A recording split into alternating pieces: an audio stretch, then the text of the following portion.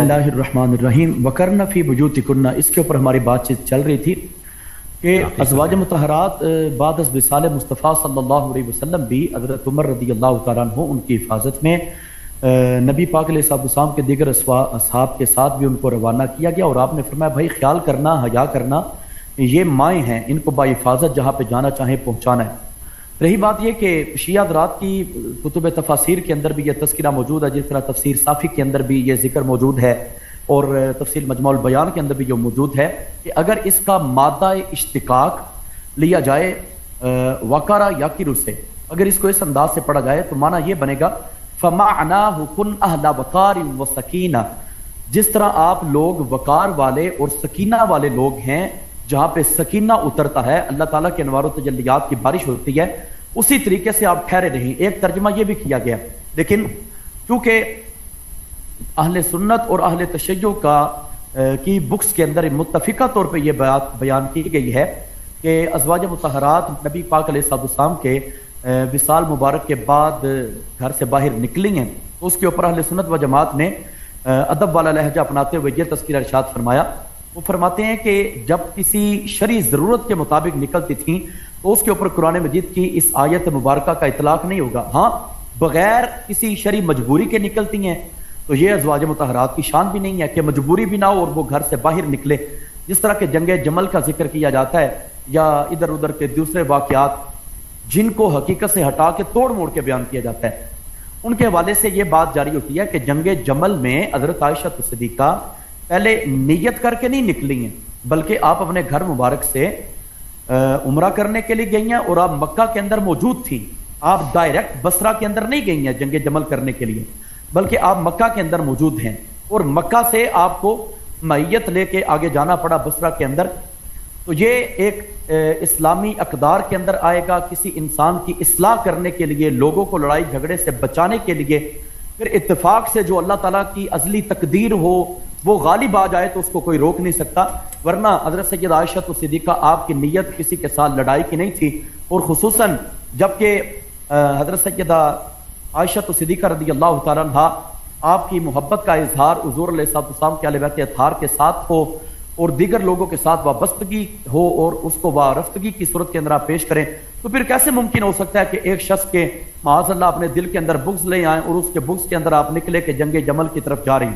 यह अलग बात है, बाद में जंग हुई भी, हज़रत सैयदा आयशा सिद्दीक़ा आपका ऊंट वगैरह गिरा भी, लेकिन उसके बाद भी तो बयान करना चाहिए कि हज़रत अमीरुल मोमिनीन ने क्या अंदाज इख्तियार किया था। हज़रत अली रज़ियल्लाहु तआला अन्हु आपने हज़रत सैयदा आयशा सिद्दीक़ा को बाअमन व अमान अपनी हिफाजत के अंदर मदीना शरीफ वापस पहुंचाया है, और आपने कुछ लेडीज की ड्यूटी लगाई है कि आप हज़रत आयशा सिद्दीक़ा को मदीना शरीफ के अंदर बाअमन व अमान वापस पहुंचाएं। इस चीज को भी बयान करना चाहिए कि हज़रत अली रज़ियल्लाहु तआला अन्हु आप किस तरह मोहब्बत का इजहार फरमा रहे हैं। दो ग्रोहों की लड़ाई हो जाना कोई बड़ी बात नहीं है।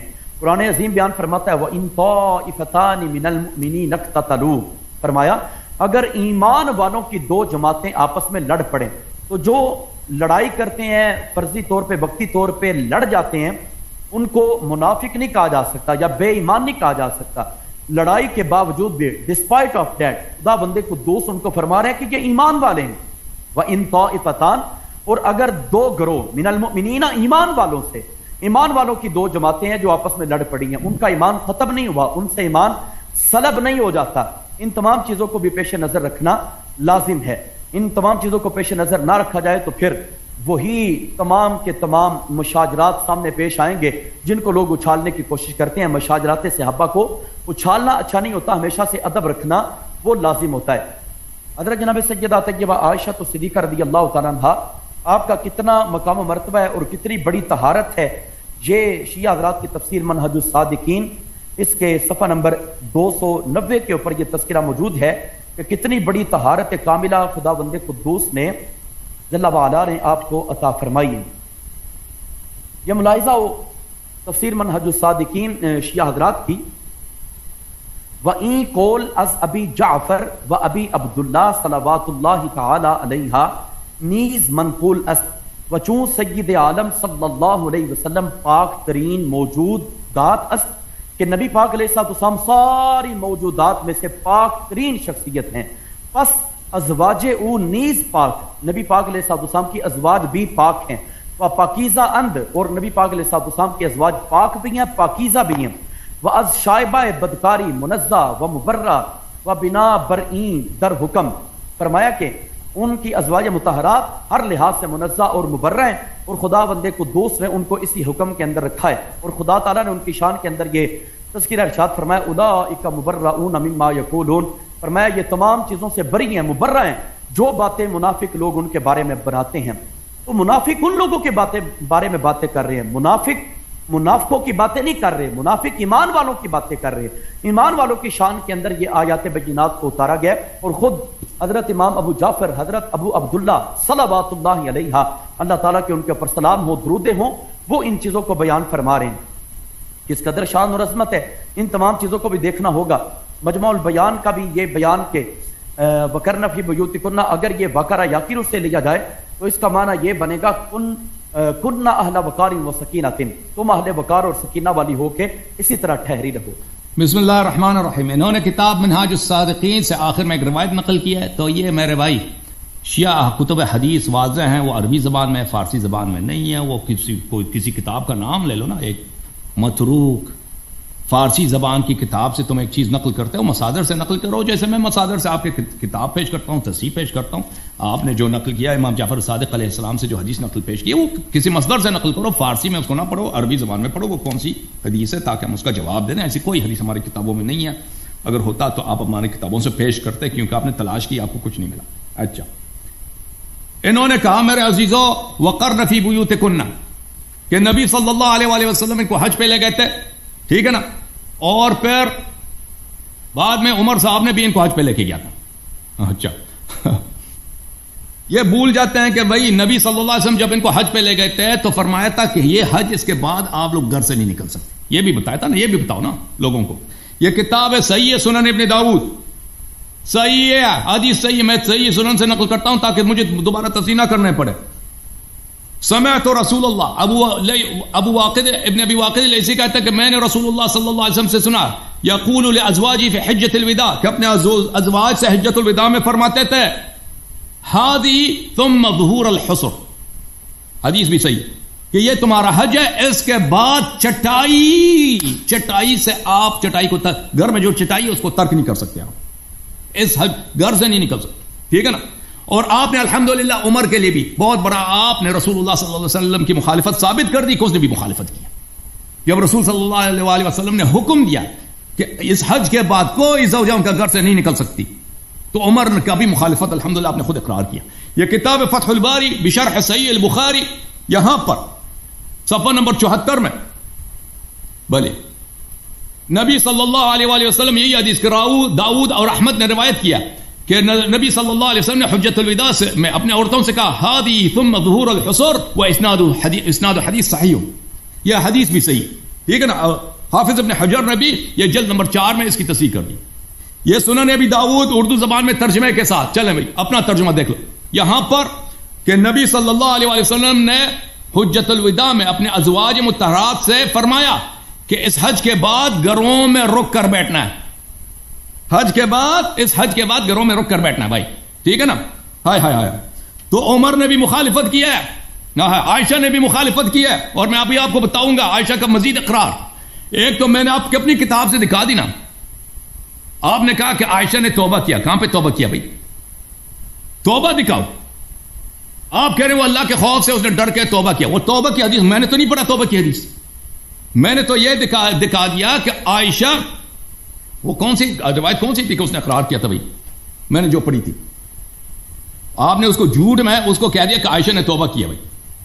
میں نے جو روایت پڑھی تھی وہ یہ تھی کہ عمار بن یاسر نے اس سے پوچھا تھا نا، عمار بن یاسر والی روایت کہ اللہ نے جو آپ سے عہد لیا تھا کہ گھر سے نہیں نکلنا، یہ کتنا دور ہے اس اللہ کی، کتنی شدید مخالفت ہے اس اللہ کے عہد کی۔ عائشہ نے کہا آپ صحیح کہہ رہے ہیں، عمار سے کہا تھا یہ توبہ ہے، یہ توبہ ہے کہ آپ نے کہا یہ تو توبہ ہے جی، وہ تو بہت اللہ کے خوف سے اس نے توبہ کیا، یہ توبہ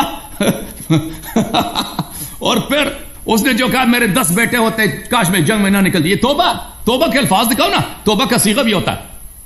یہ کتاب المصنف الاحادیث والآثار ہے، ملاحظہ کریں اس میں عائشہ کی حدیث ہے قالت لما حضرتها الوفاة، جب عائشہ کی وفات کا وقت آیا، قال ادفنونی مع ازواج النبی صلی اللہ علیہ وسلم، مجھے نبی صلی اللہ علیہ وسلم کے ساتھ دفن نہ کرو، میں شرمندہ ہوں، مجھے ازواج کے ساتھ دفن کرو، کیوں؟ فإنی كنت احدثت بعده حدثا، کیونکہ میں نے ان کے ساتھ دین میں بدعت داخل کی ہے، ان کے بعد احدثت حدثا، میرے حرکات ہیں، میں نے دین میں بدعت داخل کیا، اس کے اپنے الفاظ ہیں۔ پھر وہ اچھا، اور حافظ ذہبی سیر اعلام النبلاء میں کہتے ہیں عائشہ کا مقصد یہی جنگ جمل ہے، جنگ جمل میں اس کا عقیدہ یہی ہے کہ اس نے کہا میں نبی صلی اللہ علیہ وسلم کے ساتھ دفن نہیں ہو سکتی۔ اچھا، پھر اس کا یہ کلمہ وددت انی کنت غصنا رطبا ولم اسر مسیرا، کہتا کاش میں وہ بھائی زوجہ نبی ہے، ٹھیک ہے نا، وہ تو بڑی شرافت ہے، کھجور کی شاخ کی کیا شرافت ہے، کاش کہتی ہے کاش میں کھجور کا درخت ہوتا، یعنی میں مٹی ہوتی، کچھ بھی نہیں ہوتا، اور میں جمل کے لیے نہ نکلتی، ٹھیک ہے نا۔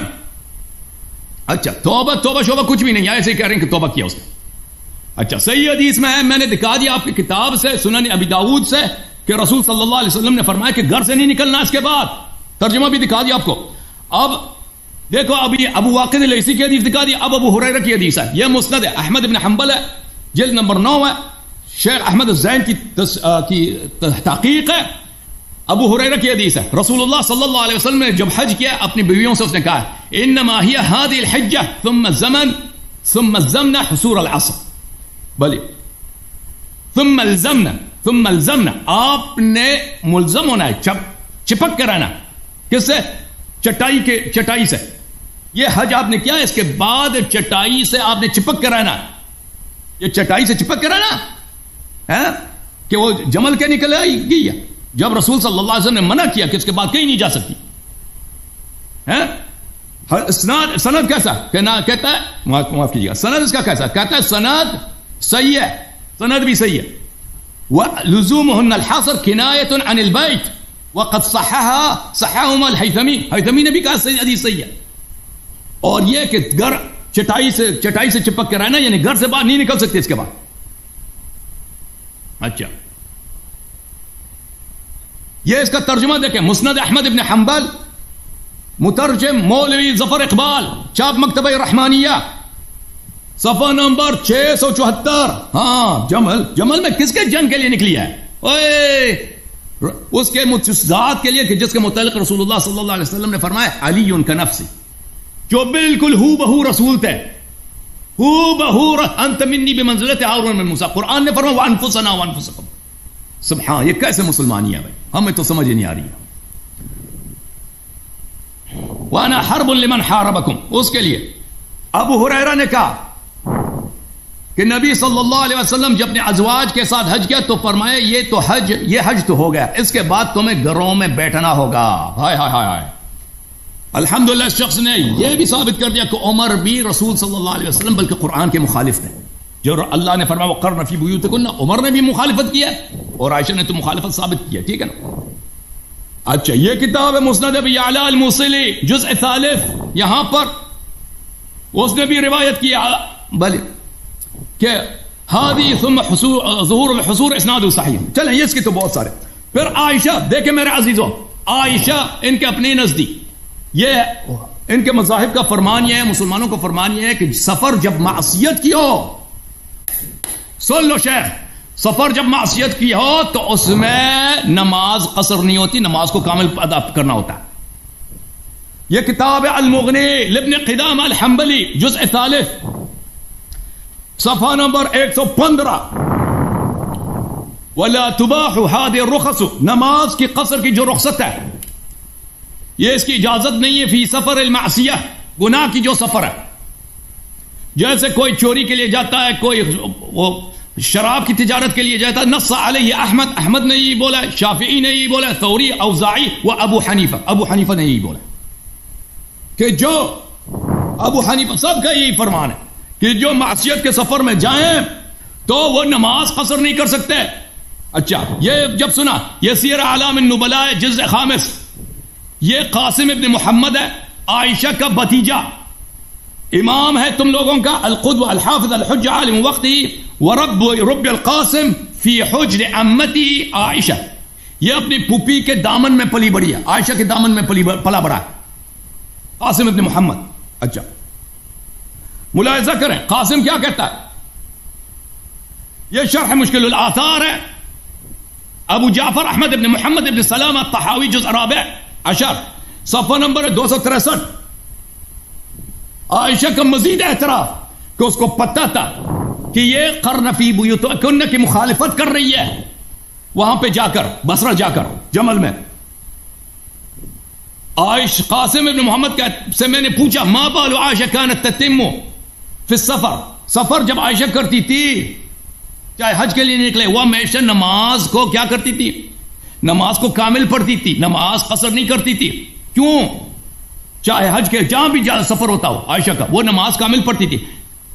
قال لأن رسول اللہ صلی اللہ علیہ وسلم قال هذه ثم ظهور الحصر، کہتا وہ نماز اس لیے کامل کرتی تھی. کون کہتا ہے؟ اس کا بھتیجا جو اس کے گھر میں پلا بڑا ہے کہ رسول صلی اللہ علیہ وسلم نے فرمایا کہ تم گھر سے نہیں نکل سکتے. اس کا سب سفر معصیت کی سفر ہے، گناہ کی سفر ہے. ٹھیک ہے نا؟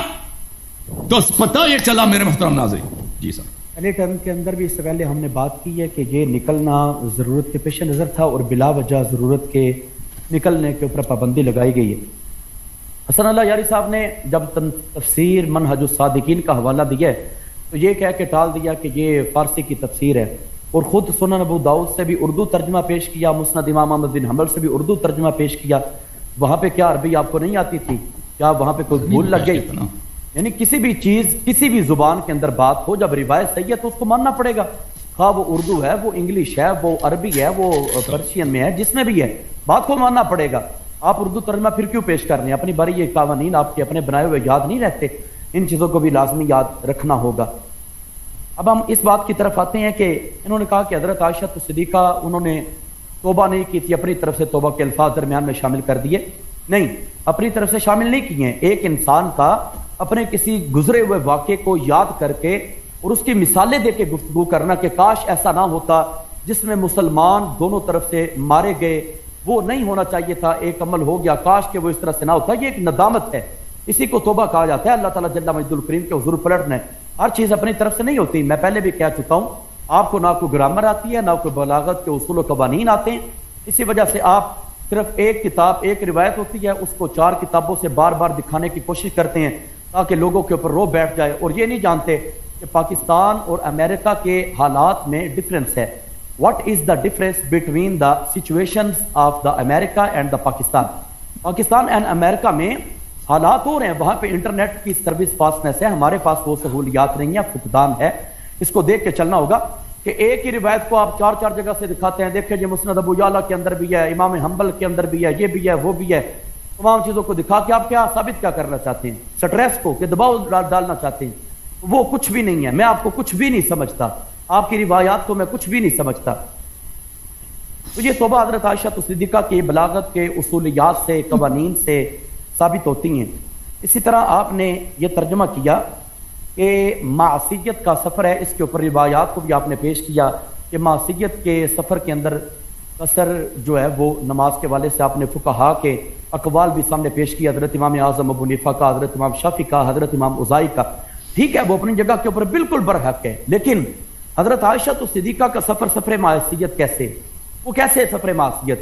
اور جس کو آپ فرما رہے ہیں کہ یہ ظہور حسر ہے، ان کے بھتیجے بھی بیان فرما رہے ہیں، وہ ظہور حسر کس چیز کو بیان فرما رہے ہیں؟ آپ اس مسئلے کی طرف اشارہ فرما رہی ہیں کہ ہم نے مکہ سے مدینہ کی طرف ہجرت کی تھی، مکہ ہمارا وطن اصلی ہے، اور وطن اصلی کے اندر بھی نماز پوری پڑھی جاتی ہے.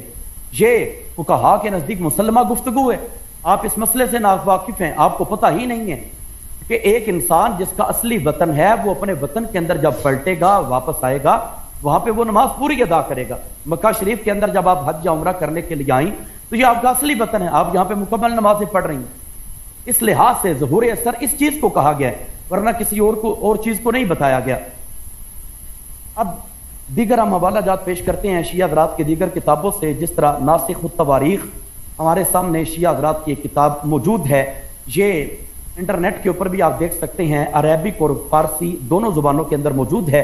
برحال جو اویلیبل ہے اس کی فارسی زبان ہے، اس میں کچھ چیزیں عربی کی بھی شامل ہیں، جس طرح کے دعائیہ انداز عربک کے اندر موجود ہیں. یہاں پہ نواسخ التواریخ کے اندر یہ تذکرہ موجود ہے کہ پیغمبر مردا رابع ای کلمات تعویذ میں فرمود. حضرت رسول کریم صلی اللہ علیہ وسلم آپ کے پاس جو کچھ مریض وغیرہ آتے تھے، نبی پاک علیہ السلام یہ الفاظ پڑھ کے ان کو دم کیا کرتے تھے، اذهب البأس رب الناس واشف انت الشافی لا شفاء الا شفاءک شفاء لا یغادر سقما، اے رب ناس شر کو دور کرنے والے، اس ضرر کو دور کر دے، تو شفا دینے والا ہے، تو ہی شافی ہے، تیرے سوا کہیں سے شفا نہیں ملتی، اے مالک تو شفا دینے والا ہے، ایسی شفا عطا فرما جس کے بغیر کسی قسم کی کوئی بیماری نہ رہے۔ اب یہ حضور علیہ السلام پڑھ کے دم کیا کرتے تھے بیمار لوگوں کے اوپر۔ اب آگے چل کے کہتے ہیں وبا روایت چوں مریض شدی ہم نفس خود را بدی کلمات تعویذ بستی، نبی کریم علیہ السلام جس وقت خود آپ بیمار ہوتے تو آپ اپنے آپ کو بھی انہی الفاظ کے ساتھ دم کیا کرتے، وہ دست مبارک بر بدن خود بمالیدی، اور دم کر کے اپنا ہاتھ مبارک اپنے جسم مبارک کے اوپر ملا کرتے۔ اما چوں مرض موت پیش آمد، جس وقت نبی پاک علیہ السلام کے وصال مبارک کا وقت قریب آیا، وہ گرانی در زبان مبارک، اور آپ کی زبان مبارک کے اوپر الفاظ کا ادا کرنا قدرے ذرا مشکل ہوا، عائشہ ای دعا بخاند، حضرت سیدہ عائشہ تو صدیقہ نے اس دعا کو پڑھا، وہ دستے پیغمبر را بگرفت، اور نبی پاک علیہ السلام کے ہاتھ مبارک کو اپنے ہاتھ کے اندر لیا کہ بر بدن مبارکش بمالت، اور حضور کا ہاتھ لے کے حضور علیہ السلام کے جسم کے اوپر ملا، اور نبی پاک علیہ السلام نے اس وقت یہ دعا فرمائی رب اغفر لی والحقنی بالرفیق الاعلی، اے پاک رب جل وعلا میری ذات کے اوپر خاص مہربانی فرما اور مجھے رفیق اعلیٰ کے ساتھ ملا دے، مالک مقتے موت قریب ہے، تو مہربان ہے، اے پاک رب جل وعلا مہربانی فرما دیں۔ اور بابا روایت فرمود، ایک روایت کے اندر یہ الفاظ آتے ہیں اللہم باعلی جنت الخلد، یا اللہ جنت خلد میں سب سے اعلیٰ ترین جنت عطا فرما۔ یہ حضرت رسول کریم صلی اللہ علیہ وسلم کی دعائیں جو پیش کی گئیں۔ آگے یہ روایت بیان کر کے ناسخ التواریخ والے کہتے ہیں این تعویذ از این پیش از بہر من سود داشت، کہ جس انسان کو جو بھی مشکل پیش آئے، جو بھی بیماری لگ جائے، اس میں یہ فائدہ مند ہے، وہ امروز ہیچ سود نمی دہد، لیکن نبی پاک علیہ السلام کو اس دن اس دعا نے فائدہ نہیں دیا، کیونکہ موت کے سوا ہر بیماری کے لیے یہ دعا مانگی جا سکتی ہے، تو موت کا علاج اس کے اندر نہیں تھا، اس لیے نبی پاک علیہ السلام کی روح مبارک کو اللہ تعالیٰ کے حکم سے قبض کر لیا گیا۔ اس چیز کو ناسخ التواریخ کے اندر بیان کیا گیا ہے۔ اسی طرح دوسری روایت جو نواسخ التواریخ کے حوالے سے بیان کی گئی ہے، اس میں قرآن مجید کی آیت طیبہ مبارکہ کو بھی پیش نظر رکھا گیا ہے کہ حضرت جناب سیدہ عائشہ صدیقہ وہ ہیں جن کی وجہ سے اور جن کے دم قدم کی برکت سے اللہ سبحانہ و قدوس جل وعلا نے آیت تیمم کو نازل کیا ہے، جن کی وجہ سے قرآن نازل ہو رہا ہے، اور جن کی وجہ سے جن کے قدموں کی خیرات سے پاک رب جل وعلا نے ساری امت کو قیامت تک کے لیے تیمم بطور تحفہ عطا فرمایا۔ یہاں پہ تذکرہ موجود ہے، چیپٹر دیکھ لیں، مفقود شدن گردن بند عائشہ در منزل سلسل، ایک مقام ہے جس کا نام ہے سلسل، وہاں پہ حضرت عائشہ تو صدیقہ کا ہار گم ہو جاتا ہے۔ اب کیا ہوا؟ شکایت عائشہ، حضرت عائشہ تو صدیقہ رضی اللہ تعالیٰ عنہ، اس نے حضور کی بارگاہ میں عرض کیا یا رسول اللہ صلی اللہ علیہ وسلم میرا ہار گم ہو چکا ہے۔ اب وہ مقام ایسا تھا در این منزل آب نخواہم، وہاں پہ ہمیں پانی نہیں ملتا تھا، وہ نماز ما فوت خواہد شد، نبی کریم علیہ السلام اور اصحاب رسول کی نماز جانے کا وقت ہو رہا تھا۔ ابو بکر بنزدیک عائشہ شد، حضرت ابو بکر صدیق حضرت عائشہ تو صدیقہ کے قریب آئے، وقت پرسید کہ عائشہ سر مبارک پیغمبر را در کنارے خیش داس، نبی پاک علیہ السلام نے حضرت عائشہ تو صدیقہ ان کی گود کے اندر اپنے سر مبارک کو رکھا ہوا ہے، وہاں حضرت در خواب بود اور نبی کریم علیہ السلام آرام فرما رہے ہیں۔ عجب بات ہے کہ آپ کی زوجہ مطہرہ ان کا ہار گم ہوا ہے اور نبی کریم علیہ السلام آپ جناب آرام فرما رہے ہیں، حضور علیہ السلام آرام کر رہے ہیں، زوجہ مطہرہ کا ہار گم ہے۔ بھلا ایک انسان کی قیمتی چیز گم ہو جائے تو وہاں پہ نیند آ سکتی ہے، اس کا مطلب ہے حضرت رسول کریم صلی اللہ علیہ وسلم آپ مطمئن ہیں، اور ہر حوالے سے حضرت رسالت مآب نبی سرور سید کونین صلی اللہ علیہ وسلم آپ آرام کر رہے ہیں کہ اب امت کو بتانا ہے کہ حضرت عائشہ صدیقہ رضی اللہ تعالیٰ عنہ ان کا مقام و مرتبہ کیا ہے۔ حضرت رسول کریم صلی اللہ علیہ وسلم آپ جس وقت جاگے تو اصحاب رسول نے عرض کیا یا نبی اللہ صلی اللہ علیہ وسلم نماز کا وقت ہوا چاہتا ہے، یہاں پہ پانی موجود نہیں ہے، تو اس موقع کے اوپر خدا بندے کو دوست آیت تیمم بفرستاد، اللہ تعالیٰ نے آیت تیمم کو اتار دیا، کما قال اللہ تعالیٰ، جس طرح کہ اللہ تعالیٰ جل مجد الکریم نے حکم ارشاد فرمایا وَإِن كُنتُم مَرْضَىٰ أَوْ عَلَىٰ سَفَرٍ أَوْ جَاءَ أَحَدٌ مِّنكُم مِّنَ الْغَائِطِ أَوْ لَامَسْتُمُ النِّسَاءَ فَلَمْ تَجِدُوا مَاءً فَتَيَمَّمُوا صَعِيدًا طَيِّبًا. یہ آیت کریمہ تیمم کے حوالے سے اتری، اس کی دو ضربوں کو بھی بیان کیا گیا. فَامْسَحُوا بِوُجُوهِكُمْ وَأَيْدِيكُمْ، اپنے چہروں کے اوپر مل لو، ہاتھوں کے اوپر لگا لو. یہ چیز ساری کی ساری بیان کی گئی. اب بتایا گیا کہ حضرت جناب سیدہ عائشہ تو صدیقہ رضی اللہ تعالیٰ عنہ کیوں شتر عائشہ از جائے جنبش کرد، جب حضرت عائشہ تو صدیقہ کے اونٹ کو اس جگہ سے حرکت دی گئی، گردن بند عائشہ پدید رات شد. حضرت عائشہ تو صدیقہ ان کا ہار جو ہے وہاں سے ظاہر ہوا. تو اس روایت کو حضرت عائشہ تو صدیقہ ان کے ہار گم ہونے کی صورت کے اندر دیر ہوئی، پانی کا انتظام ظاہری طور پہ نہیں تھا، وقت نماز کا جار ہے. نبی پاک علیہ الصلوۃ والسلام نے مسئلہ ارشاد فرمایا نماز کا وقت جاتا ہو، پانی موجود نہ ہو تو تیمم کر لینا. یہ شان حضرت عائشہ تو صدیقہ کے اندر ناسخ و تبریک کے حوالے سے آیت کریمہ کو بیان کیا گیا. اور یہاں پہ بڑے جلیل القدر صحابی ہیں حضرت اسید ابن حدیر، وہ یہ بیان فرماتے ہیں ما ہی بی اولی برکاتکم یا آل ابی بکر، آل ابو بکر یہ تمہاری کو پہلی برکت تو نہیں ہے. ٹھیک ہے. بسم اللہ الرحمن الرحیم. محترم ناظرین، ان حضرت نے پھر ایک فارسی کی کتاب سے جو ہمارے نزدیک حجت نہیں ہے اس سے پھر اس نے روایت پڑھنا شروع کر دیا. ٹھیک ہے نا. اور یہ ناسخ التواریخ یہ بہت متاخر کتاب ہے، یعنی 100-200 سال پہلے لکھی گئی ہے، اور اس میں مخالفین کی روایت کثرت کے ساتھ ہے. اور ان کو اتنا پتہ نہیں چلا، کہتا ہے آپ نے بھی تو مسند احمد کا ترجمہ دکھایا ہے، وہ ابو سنن ابی داؤد کا ترجمہ دکھایا. اور بھائی پہلے میں نے عربی دکھا دی، تصحیح بھی دکھا دی. اس کے بعد عوام کو عربی نہیں آتی، ان کے لیے میں نے کہا کہ بھائی ان کی تسلی کے لیے کہ ترجمہ میرا غلط نہیں ہے، آپ کے علماء نے بھی ترجمہ کیا ہے، میں نے وہ دکھایا نا. اگر آپ یہی اسلوب بنانا چاہتے ہیں تو بسم اللہ، پہلے شیعہ حدیث کو ہمارے مصادر سے نقل کریں، پھر اس کا اردو ترجمہ یا فارسی ترجمہ جو بھی دکھانا چاہتے ہیں وہ کوئی بات نہیں. اس کو اتنا پتہ نہیں چلا. انہوں نے اپنے پرانے ٹرم میں ایک حدیث نقل کیا تھا مقاتل ابن حیان سے. ٹھیک ہے نا. اس نے کتاب مجمع البیان سے کبھی جواب نہیں دیا اس نے کہ بھئی آپ کیوں خیانت کرتے ہیں، جھوٹ بولتے ہیں، چھپاتے ہیں. یہ آپ لوگوں کی اپنی روایت ہے، اس کو ہماری روایت کے طور پہ ظاہر کرتے ہیں. ٹھیک ہے نا. اور یہاں پہ میں ایک ندا دینا چاہتا ہوں، آواز دینا چاہتا ہوں اپنے علامہ عرفان مشری صاحب کو کہ عرفان مشری صاحب، مجھے پتہ ہے کہ آپ کیوں نہیں آ رہے نا. کبھی جو حالت ہوئی ہے قیصر صاحب کے ساتھ، اس سے بدتر حالت آپ کے ساتھ ہو. ٹھیک ہے نا. کیونکہ آپ بالکل قیصر صاحب سے بہتر دفاع نہیں کر سکیں گے عائشہ کا. یہ بیچارے اپنے پورے زور لگا رہے ہیں، یہاں پہ ان کا سب سے بڑا علامہ بھی ہو، ان کی یہی حالت ہو. ٹھیک ہے نا. تو آپ کے علماء اس لیے چپ رہے ہیں، اس لیے وہ عرفان مشری صاحب آگے نہیں آ رہے کیونکہ ان کو بخوبی پتہ ہے کہ جو باتیں میں کہتا ہوں ان کا کوئی رد نہیں ہے ان لوگوں کے پاس. اچھا بھائی، انہوں نے پھر کذب اور جھوٹ کا سہارا لیا اور ایک منٹ بھائی میں اس کو ہمارے اور انہوں نے کیا کیا، یہ کہتے ہیں کہ بھائی جی دیکھیں وہ عائشہ نے سفر میں اس لیے کہ وہ مکے میں وہ ان کا گھر تھا، وہ اصل میں مکی ہیں، اس لیے انہوں نے نماز کا عمل پڑھا ہے. میرے بھائی آپ کیوں بات کو نہیں سمجھتے؟ حدیث میں یہ باتیں نہیں، آپ اپنے حصے ملاتے ہیں اور آپ کو جھوٹ بولنے سے آپ کو بالکل جہاں بھی آپ مرضی ہوتی ہے آپ وہاں پہ جھوٹ اپنے سے ملا لیتے ہیں. یہ کتاب شرح مشکل آثار ہے، جلد نمبر ہے 14 اور یہ ہے صفحہ نمبر 263. قاسم ابن محمد سے ہم نے پوچھا کہ ما بال عائشہ کانت تتم فی السفر، عائشہ کس وجہ سے سفر میں، نہیں بولا کہ وہ مکے میں یا بصرے کی سفر، مطلق سفر میں وہ نماز کامل پڑھتی تھی. اس نے کہا کہ لأن رسول اللہ صلی اللہ علیہ وسلم قال، اس لیے وہ نماز کامل پڑھتی تھی کیونکہ رسول صلی اللہ علیہ وآلہ وسلم نے فرمایا ہے کہ ہادی ثم ظہور العصر، یہ تم نے حج کے بعد گھر سے نہیں نکل سکتی. میں نے حدیث دکھا دی نا مختلف طرق سے صحیح حدیث کہ رسول اللہ صلی اللہ علیہ وسلم نے ازواج پر حج کے بعد گھر سے نکلنا حرام کیا تھا.